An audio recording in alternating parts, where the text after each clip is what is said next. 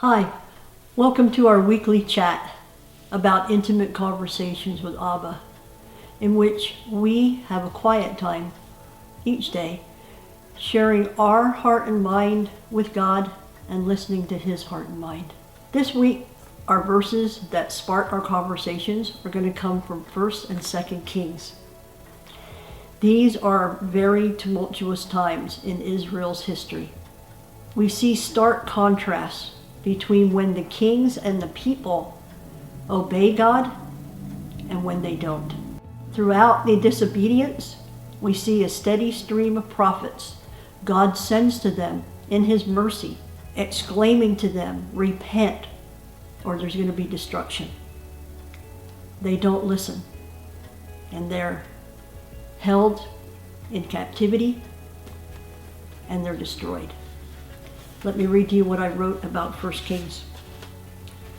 1 Kings records the turbulent experiences of God's people for about 120 years after the death of King David. During this difficult time, there was great change and upheaval. There were internal struggles as well as external pressures.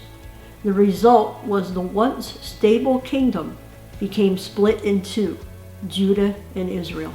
This book shows the critical importance of obedience to God and the painful consequences of disobedience. As we move into 2 Kings,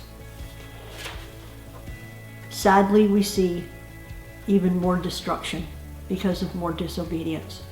They didn't heed the prophet's warnings. 2 Kings. This book shows the final overthrow and deportation of God's people. Israel goes to Assyria and Judah to Babylon. This captivity to foreign pagan nations was the inevitable consequence of God's people consistently violating God's covenant, especially through idolatry and pagan worship. Against this backdrop of godless living, the mercy of God is clearly seen through the prophets that He sends, warning them over and over again. Much to no avail, and destruction comes. This is a very serious and sobering message, not only to the Israelites, but to us today. I was going to say enjoy your conversations, but I think this week, just take them deep into your mind and deep into your heart, and think about the consequences of your choices. I know I am.